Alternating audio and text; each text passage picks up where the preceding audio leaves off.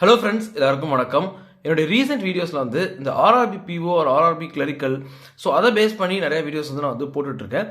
So அந்த வகையில் நம்ம வந்து இந்த ரீசனிங் குவான்ஸு இங்கிலீஷு இதோட ஸ்ட்ராட்டஜி அப்படிங்கிறத நான் கொடுக்கணும் அப்படின்னு சொல்லி நினச்சிட்டு இருந்தேன்.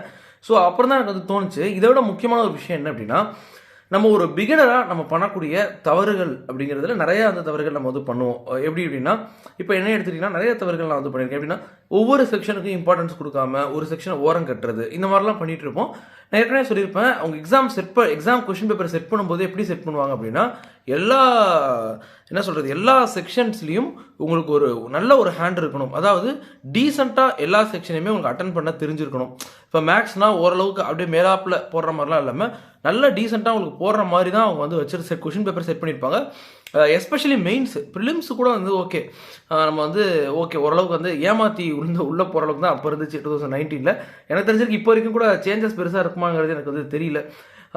நான் 2017, 18, 19 அந்த டைமில் வந்து பார்த்தோன்னா ப்ரிலிம்ஸ் வந்து பார்த்தீங்க அப்படின்னா, நீங்கள் வந்து ஒரு செக்ஷனல் கட் ஆஃப் இருக்கும், அது இருக்கலாம். ஓகே, ஒரு சில இதில் இருக்கிற பட்சத்தில் அதை மட்டும் நீங்கள் எழுதி பண்ணிக்கலாம். நான் பேங்கிங் இன்சூரன்ஸ் எக்ஸாம்ஸ் ரெண்டையும் சேர்த்து தான் சொல்கிறேன். ஒரு சில எக்ஸாம்ஸில் மேபி செக்ஷனல் கட் ஆஃப் இல்லாமல் இருக்கலாம் இல்லையா? அப்படி இல்லை அப்படின்னா கூட அவங்க என்ன பண்ணுவாங்க அப்படின்னா, டோட்டலாகவே ஒரு செக்ஷனை மேக்ஸ் வராதுன்னா மேக்ஸை விட்டுட்டு குவான்ஸ்லி இங்கிலீஷும் வந்து நல்ல மார்க் எடுத்து மேக்கப் பண்ணிப்பாங்க. இதுலனா ப்ரிலிம்ஸில் நிறைய பேர் வந்து இங்கிலீஷ் அவாய்ட் பண்ணிட்டு மேக்ஸ் ரீசனிங்கும் என்ன பண்ணுவாங்க அப்படின்னா ஸ்கோர் பண்ணிடுவாங்க. இது வந்து ரொம்ப ரொம்ப காமனாக பண்ணுறது. பட் மெயின்ஸில் வந்து நம்ம வந்து அதை வந்து பண்ணவே முடியாது. ஓகேவா? ஸோ இது வந்து நான் ரொம்ப பேசிக்கலாக நான் பண்ண தப்பு. நான் வந்து எனக்கு என்னென்னா, கரண்ட் அஃபேர்ஸ் படிக்க வராதுங்கிறது கிடையாது, படிக்கிறது வந்து சோம்பேறித்தனம். நம்ம ஒர்க் அவுட் பண்ணுறது ரீசனிங் மேக்ஸ் இதே நம்மளுடைய ஃபோக்கஸ். இங்கிலீஷ் நேச்சுரலாகவே எனக்கு நல்லா வரும். மேக்ஸ் ரீசனிங் இந்த குவான்ஸ் ரீசனிங் வந்து நம்ம ஒர்க் அவுட் பண்ணுறதுலேயே நம்ம கவனம் இருக்கிறதுனால உட்காந்து மெனக்கெட்டு அதை மனப்பாடம் பண்ணி பைஹார்ட் பண்ணி இல்லை கரண்ட் அஃபேர்ஸ் ரொட்டீனாக டே பை டே படிக்கிற அந்த ஒரு டிசிப்ளின் அதெல்லாம் இல்லாமல் இருந்ததுனால நான் என்ன பண்ணிட்டேன் அப்படின்னா, ஜிகே வந்து கம்ப்ளீட்டாக ஓரம் கட்டிட்டேன். ஸோ அதனாலேயே நான் ஒரு 10 மெயின்ஸ் கிட்ட எனக்கு தெரிஞ்சு நான் ஃபெயிலாக இருப்பேன்னு நினைக்கிறேன். ஸோ இதை பற்றி நான் முன்னாடி பேசியிருப்பேன். ஸோ அந்த மாதிரி ஆஸ்பிரண்ட்ஸ் வந்து ரொம்ப காமனாக பண்ணக்கூடிய தப்பு. இந்த தப்பையும் நான் வந்து கண்டிப்பாக பண்ணியிருக்கேன். என்ன அப்படின்னா, ப்ரிலிம்ஸை வந்து நம்ம கிளியர் பண்ணிவிட்டு அதுக்கப்புறம் மெயின்ஸை பார்த்துக்கலாம் அப்படிங்கிற ரொம்ப ரொம்ப ஒரு காமனான ஒரு தப்பு. இந்த தப்பை நீங்கள் வந்து பண்ணக்கூடாது. எப்பயும் அது பண்ணக்கூடாது அப்படிங்கிறது ரொம்ப முக்கியம். டே 1லேருந்து இப்போ வந்து இன்றைக்கி தான் நம்ம பேங்க் எக்ஸாம் படிக்க ஆரம்பிக்கிறோம்னு வச்சுக்கோங்க. இந்த வருஷம் வந்து 2024 ஜூன். மேபி இந்த ஒரு 6 மாதத்தில் ஒரு 6 மாதம் தான் என்னமோ சீசன் நினைக்கிறேன். நடுவில் கொஞ்சம் மாதங்கள் வந்து எக்ஸாம்ஸ் இருக்காது. ஸோ அதில் எக்ஸாம்ஸ் இருக்கும், பட் ரொம்ப இப்போ இருக்கிற அளவுக்கு இருக்காது இல்லையா நமக்கு. ஸோ அப்படி இருக்கும்போது இப்போ நீங்கள் கிளியர் பண்ணல அப்படின்னா கூட லாங் ரனில் கூட தெரிஞ்சுக்கோங்க, டே 1லேருந்து இப்போலேருந்தே நீங்கள் வந்து ப்ரிலிம்ஸ் மெயின்ஸ் ரெண்டையும் சேர்த்து வந்து படிக்க ஆரம்பிங்க. அது எப்படி படிக்கிறது அப்படின்னு கேட்டிங்க அப்படின்னா, ரீசனிங் குவான்ஸ் இங்கிலீஷை வந்து நீங்கள் இப்போலேருந்தே படிப்பீங்க இல்லையா? அதே மாதிரி நீங்கள் என்ன பண்ணணும் அப்படின்னா, ஜிகேவையும் என்ன பண்ணணும் அப்படின்னா, டெய்லியும் நீங்கள் வந்து கண்டிப்பாக வந்து படிச்சுட்டு தான் இருக்கணும். ஓகேவா? நல்லா அதை வந்து நீங்கள் வந்து புரிஞ்சுக்கோங்க. எப்படின்னா, டெய்லியும் வந்து இப்போ நான் படிக்கும்போது என்ன பண்ணேன் அப்படின்னா, அஃபேர்ஸ்களோட ஃபுல்லாக வந்து நான் வந்து படிச்சுப்பேன். அதை காம்ப்ளிமெண்ட் பண்ணுறதுக்கு பேங்கர்ஸோட படிச்சுப்பேன். ஸோ 2 படிப்பேன். அதான் நான் பேசிக்கலாக சொல்ல வரேன். அஃபேர்ஸ் கிளவுடும் பேங்கர்ஸோடாவும் படிப்பேன். ரொம்ப முக்கியமான ஒரு நியூஸ்லாம் 2லேயும் காமனாக வந்துடும். ஸோ நீ என்ன நினைக்கலாம் அப்படின்னா, என்னடா 2 படிக்கலாம் சொல்கிறாங்க அப்படின்னு நினைக்க வேணாம். ரொம்ப முக்கியமான நியூஸ் இருக்கும் இல்லையா?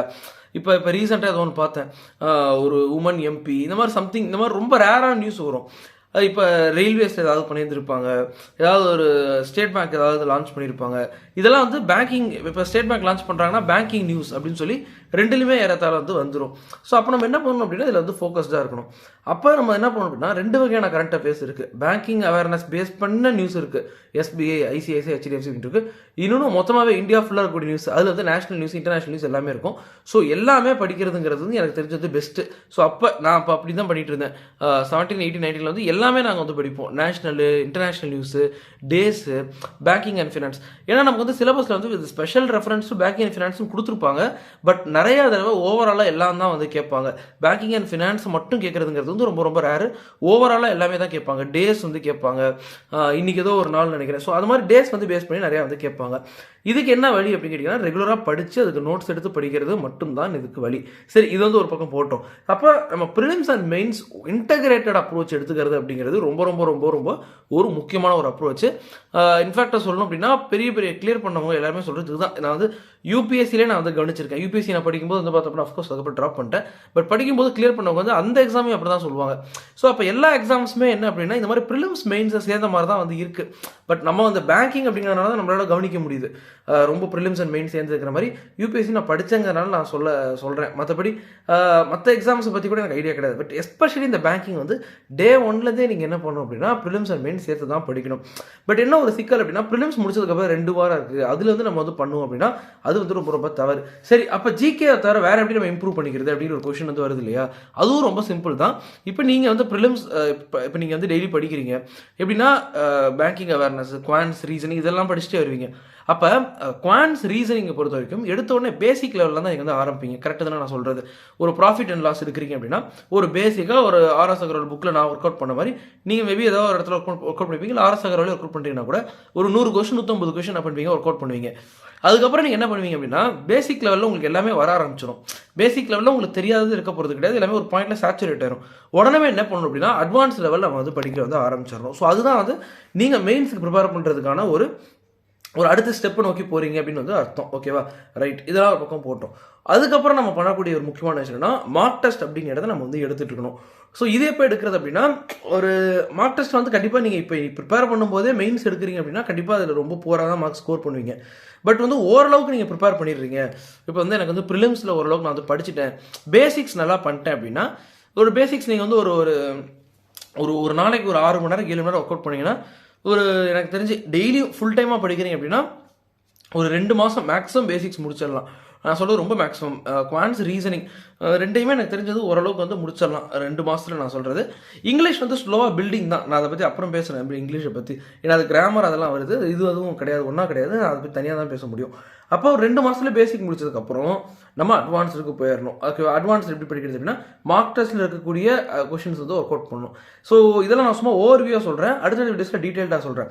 அப்படி இருக்கும்போது இப்படி தான் நீங்கள் வந்து ப்ரிலிம்ஸ் அண்ட் மெயின் சேர்த்து வந்து நீங்கள் வந்து படிக்கணும். ஸோ இன்கேஸ் நீங்கள் வந்து இப்போ தான் ஆரம்பிக்க போகிறீங்க அப்படின்னா கூட இப்போலேருந்தே எப்படிலாம் நம்ம வந்து மெயின்ஸுக்கு கொஞ்சம் ஆரம்பிக்கிறது.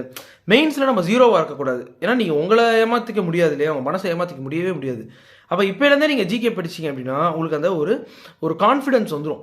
ப்ரிலிம்ஸ் முடிச்சதுக்கப்புறம் நமக்கு வந்து நல்ல ஒரு கான்ஃபிடென்ட் நமக்கு வந்து இருக்கும். ஓகேவா? மேபி இந்த எக்ஸாமில் ப்ரிலிம்ஸ்லேயே நீங்கள் ஃபெயில் ஆனால் கூட அந்த ஜிகே வேஸ்ட் ஆக போகிறது கிடையாது. அப்படியே அது வந்து வர எல்லா எக்ஸாம்ஸ்க்குமே கேரி ஆகும். ஆர்ஆர்பி பிஓக்கள் இருக்குது, ஐபிபிஎஸ் பிஓக்கள் இருக்குது, எஸ்பிஐ பிஓக்கள் இருக்குது, எல்லாருக்குமே ஜிகே அப்படிங்கிறது ஒன்று தானே நமக்கு. இதில் என்னென்னா இன்சூரன்ஸில் கூட இன்கேஸ் வந்து உங்களுக்கு வந்து இன்சூரன்ஸில் அஃப்கோர்ஸ் இன்சூரன்ஸ் அவேர்னஸ்னு ஒன்று இருக்குது. ஓகேவா? அது வந்து அங்கே ரொம்ப வந்து நல்லா ரொம்ப பார்ப்பாங்க. ஸோ நான் ஜென்ரலாக சொல்கிறேன், இப்போ நீங்கள் இந்த ஜிகே முடிச்சிட்டிங்க அப்படின்னா அடுத்து இன்சூரன்ஸ் அவேர்னஸ் படிக்கலாம். ஸோ அந்த மாதிரி வந்து நம்ம வந்து பண்ணலாம். அப்போ இப்போலேருந்தே நம்ம வந்து கொஞ்சம் கொஞ்சமாக நவுத்தணும் அப்படின்னா நமக்கு வந்து ரொம்ப ஈஸியாக ரொம்ப சுலபமாக இருக்கும். ஸோ நீங்கள் ஏன்னா நிறைய கேண்டிடேட்ஸ் வந்து பண்ணுறது என்ன அப்படின்னா ப்ரிலிம்ஸ் மட்டும் தான் படிப்பாங்க, மெயின்ஸுக்கு படிக்கவே மாட்டாங்க நிறையா கேண்டிடேட்ஸ். நீங்கள் அதை தப்பாக பண்ணல அப்படின்னா கண்டிப்பாக வந்து உங்களுக்கு பெரிய ஒரு ஹேண்ட் இருக்கும். ப்ரிலிம்ஸ் மெயின் சேர்த்து படிச்சிங்க அப்படின்னா நல்ல ஒரு ஹேண்ட் இருக்கும், ரொம்ப ஈஸியாக நீங்கள் வந்து ஜெயிக்கலாம். ஸோ ஓகே, இந்த வீடியோ இது போதும். கீழே டெலிகிராம் குரூப்போட லிங்க் கொடுக்குறேன், அதை வந்து ஜாயின் பண்ணிக்கோங்க. ஆனால் உங்களுக்கு ஏதாவது டவுட்ஸ் இருந்துச்சுன்னா கீழே கமெண்ட் செக்ஷனில் போட்டு நான் ஆன்சர் பண்ணுறேன். நீங்கள் நான் சேனல் சப்ஸ்கிரைப் பண்ணுங்கள். அடுத்த வீடியோஸ் நம்ம இன்னும் டீட்டெயிலாக வந்து பார்ப்போம். செக்ஷன் வரையும் நான் அதை சொல்கிறேன், ரீசனிங், குவான்ஸ், இங்கிலீஷ்லாம் செக்ஷன் வரையும் நான் அதை சொல்கிறேன். ஓகே, ஸோ அடுத்த வீடியோஸை பார்ப்போம். பை.